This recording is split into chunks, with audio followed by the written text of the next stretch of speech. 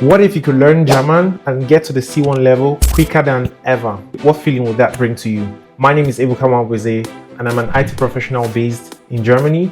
And I've lived in Germany for the past 5 years, and I've achieved the C1 level. So in this video, I'll be talking about tips, tricks, the resources that I use to get to that level, and the things that I would recommend so that you're able to achieve a very high proficiency level in a short time. So there are a couple of reasons why people would be learning the language. So it could be for studies, it could be for work, it could be also for integrating to the society. So regardless of what reasons you have, I believe this is very helpful to actually make you reach your goal. Now, the breakdown of the language, there's an evaluation body called the Common European Framework for Reference. So they have a framework where they evaluate people, or they evaluate the language proficiency from the A1 level to the C1 level. So you might have come across people say, I'm an A1 level, I'm a B1 level, I'm a C1 level. So this framework is how the languages are being evaluated, or how you can evaluate yourself to say, I'm at this level. It's fundamentally categorized into three. It's either you're a basic user, an independent user, or proficient user. So to be able to break the language down, they are actually divided into 4 parts: the listening, the speaking, the reading, and the writing. For me, I found the listening and reading very quicker because I attained this at a very shorter time. I could still remember the first time that I heard or I understood a sentence in German. That felt like I won some lottery. If you achieve that level, you can tell what I mean. And if you have not, I'm looking forward to, at that point where you're able to understand the full sentence. But nevertheless, there are a couple of ways to actually learn. If you are studying, your universities most likely might offer courses where you have to maybe start from the A1 level, you take advantage of. In my university, we needed a minimum of A2 to be able to graduate in university. So regardless of what level you are or at what point you are, you still have to get that done.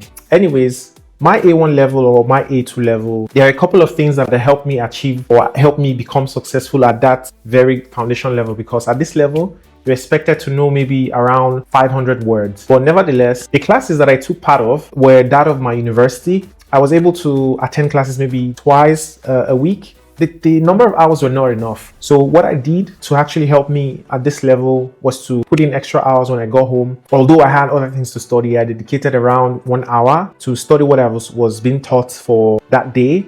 And also I spent another 30 minutes to plan ahead for what's going to be studied in the next class. This as well was not enough.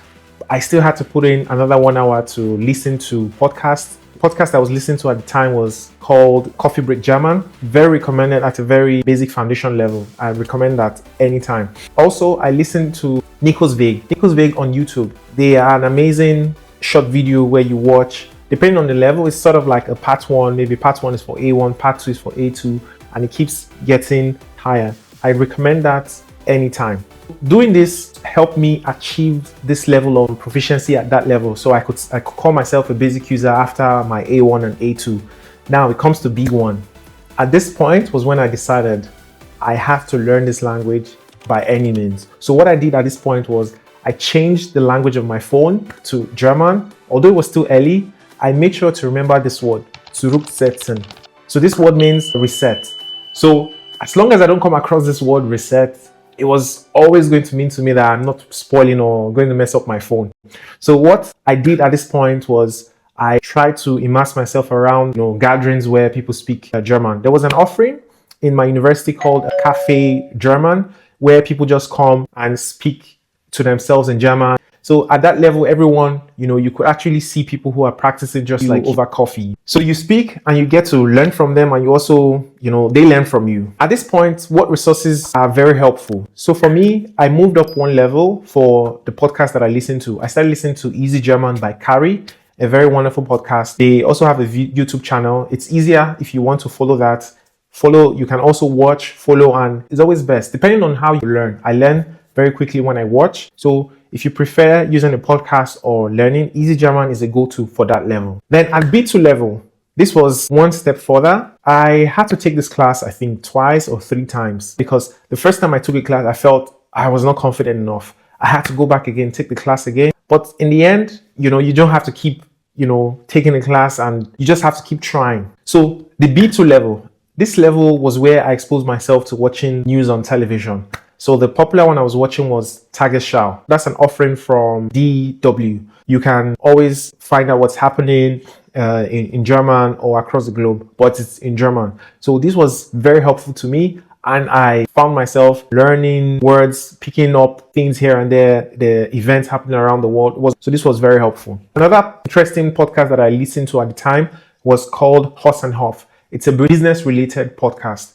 So what I always recommend people to do is find an interest, whatever you're interested in. If it's sports, if it's fashion, look for a podcast in that language and listen to it. So even if you don't understand the language, the interest you have in that topic, it helps you so that when you're following along, no matter how it is, you're going to pick one thing or the other. But what it still remains is you have to just keep trying. Then my C1.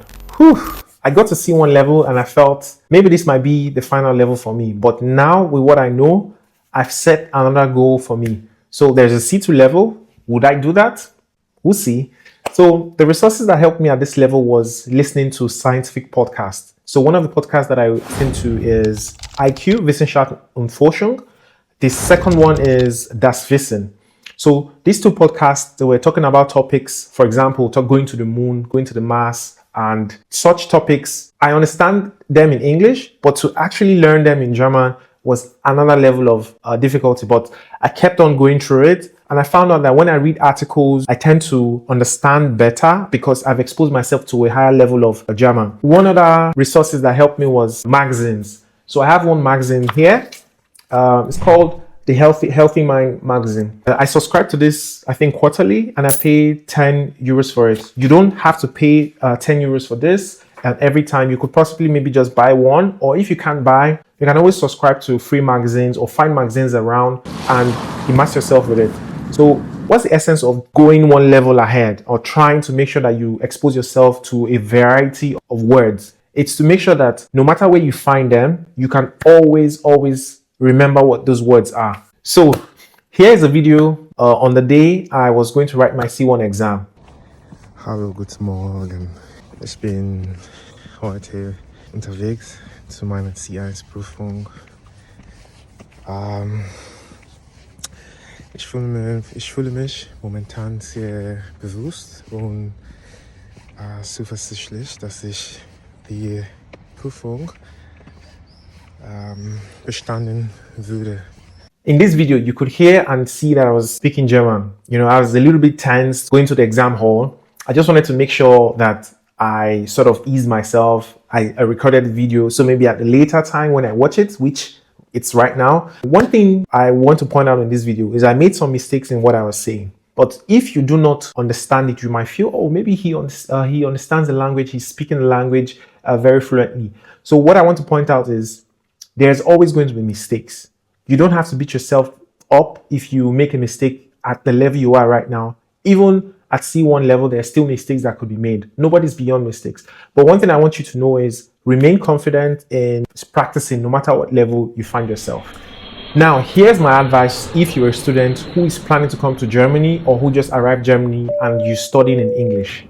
I would recommend you take the first 6 months and immerse yourself in intensive classes. I know you're just coming into Germany, you want to get on with your courses and all, but what you're trying to do is taking 6 months and investing that time so that when you are done with university or when you're done with your studies, you have an edge. Because at the beginning, when you start the classes in the first 6 months, try your best to make sure that you get to maybe the B1 level or B2 level and write the exam for the B1 level. So assuming you get to B2 level, you can then write the official exam for B1 level. At this point, I believe you have maybe 6 or 7 months before you start your second semester. You can now follow your colleagues to start.